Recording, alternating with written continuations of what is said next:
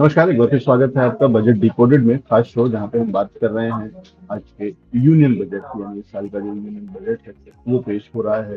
Interim budget पहले पेश हुआ था और अभी फाइनल बजट हो रहा है।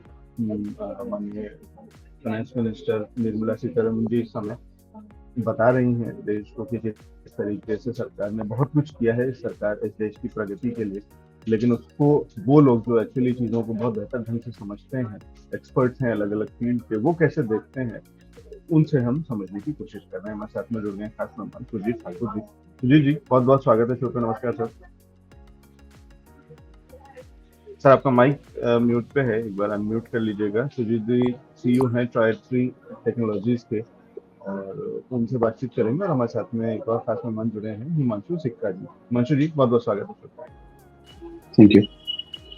हिमांशु जी, आईपी ग्लोबल क्या करती है, किस फील्ड में है, और आपका अभी तक का सफर ब्रीफ। धन्यवाद लवजीत जी।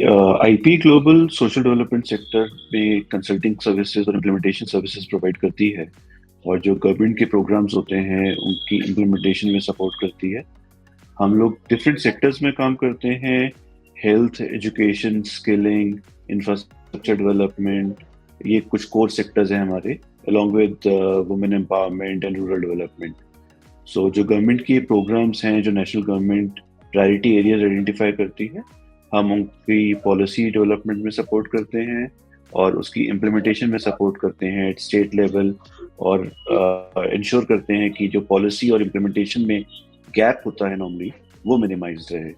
हम लोग पिछले 25 साल से ये काम कर रहे हैं। आईपी ग्लोबल एक इंडियन कंपनी है जो ना सिर्फ अभी हिंदुस्तान में काम करती है, बट इंडिया के बाहर भी 100 से ज़्यादा देशों में ये सर्विसेज प्रोवाइड कर चुकी है, इन कोलैबोरेशन विद जो वहाँ की गवर्नमेंट्स हैं, जो इंटरनेशनल एनजीओज हैं या इंटरनेशनल एंटिटीज़ हैं, जैसे WHO, UNICEF, world bank, Asian development bank इत्यादि। इनके साथ हम लोग काम करते हैं।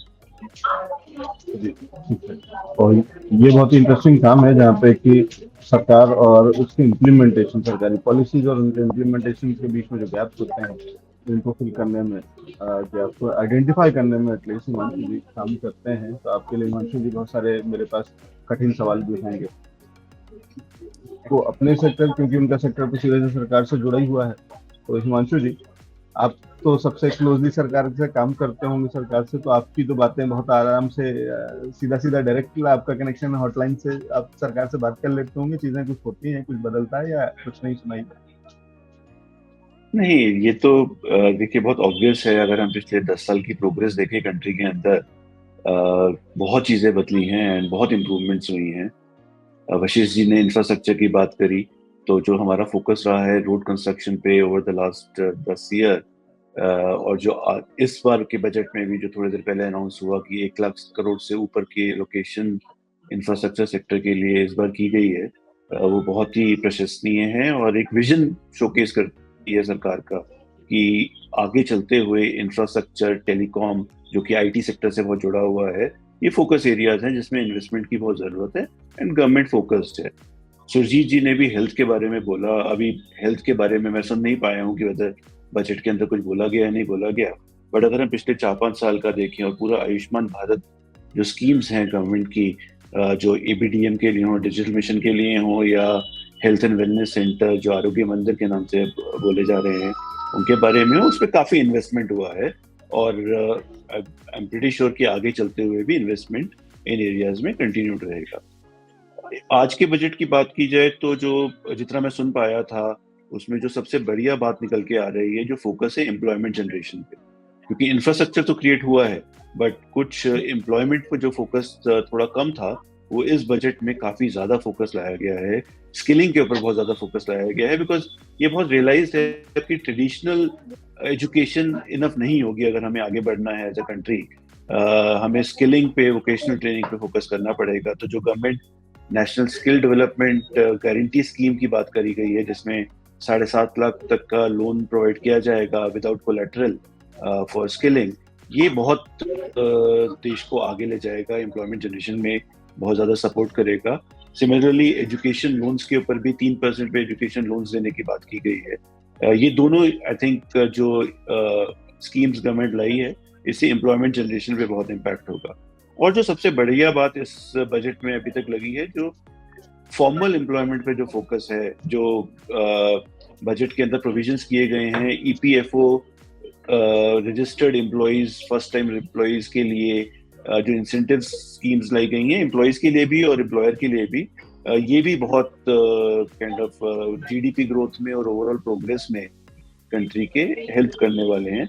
एंड इन अ वे जैसे हमारी पेइंग कैपेसिटी और हमारी फॉर्मल एम्प्लॉयमेंट बढ़ेगी, हमारी फॉर्मल इंश्योरेंस हेल्थ सेक्टर में भी बढ़ेगी, और more and more people will be able to use private sector health services in the country, and सिर्फ हेल्थ सिर्फ गवर्नमेंट हॉस्पिटल्स और गवर्नमेंट हेल्थ सेक्टर पर रिलाई नहीं करें। बहुत कुछ ज्यादा ही क्रांतिकारी कदम नहीं सरकार उठा रही है, कुछ ज्यादा रिस्क नहीं ले रही है, क्योंकि जहां ऑलरेडी अभी पिछले जो चुनाव गए हैं उसमें बहुत अच्छा नतीजा नहीं रहा है, और यहाँ पे जब सरकार को और ज्यादा खुले दिल से खुले पर्स के साथ में आना चाहिए था, जहाँ आम आदमी के लिए और ज्यादा अपना खजाना खोलना चाहिए था, वहाँ पे उल्टा आपको यहाँ से पैसा निकालने के उसमें दिख रहा है।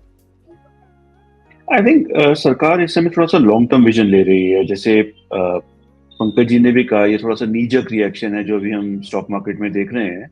गवर्नमेंट का इस बजट में जितना मैं सुन पाया था बजट स्पीच में, थोड़ा लॉन्ग टर्म विजन है, जो एम्प्लॉयमेंट जनरेशन पे फोकस है, और जो गारंटी स्कीम्स लाई गई हैं एमएसएमई सेक्टर के लिए, उसका ऑफ कोर्स अपटेक बढ़ाना पड़ेगा। पहले भी गारंटी स्कीम्स रही हैं, अपटेक के ऊपर फोकस लाना पड़ेगा। बट ये दोनों चीजें जो है, एम्प्लॉयमेंट जनरेशन और एमएसएमई सेक्टर को स्ट्रॉन्ग करना, ये लॉन्ग टर्म फोकस है।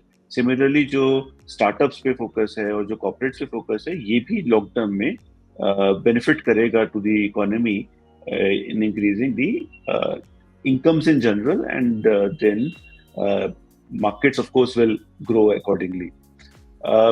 जो ये लॉन्ग टर्म कैपिटल गेन्स में इंक्रीज है और जो शॉर्ट टर्म कैपिटल गेन्स में इंक्रीज है, आई थिंक उसका जो की फोकस रहा है, जो अभी हम देख रहे थे एफएओ पे भी आई थिंक सो कुछ डिसीजंस आए हैं, फ्यूचर्स एंड ऑप्शंस ट्रेडिंग पे भी।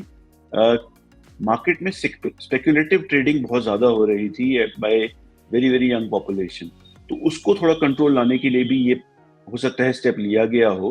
मैं बजट पूरा सुन नहीं पाया हूँ, तो इसलिए क्लियरली नहीं बता सकता। चंदन जी हंस रहे हैं, तो I think so he may be having more details on that, but I think so थोड़ा सा कहीं पे फोकस है कि जो ये स्पेकुलेटिव ट्रेडिंग बहुत ज्यादा मार्केट में चल रही थी, उसको कैसे कंट्रोल में लाया जाए। ऑफ कोर्स उसका इम्पैक्ट यही होगा कि वो पैसा थोड़ा सा बैंकिंग सेक्टर में भी जाएगा और लिक्विडिटी बढ़ेगी, जिसमें थोड़ा सा प्रेशर चल रहा था अभी।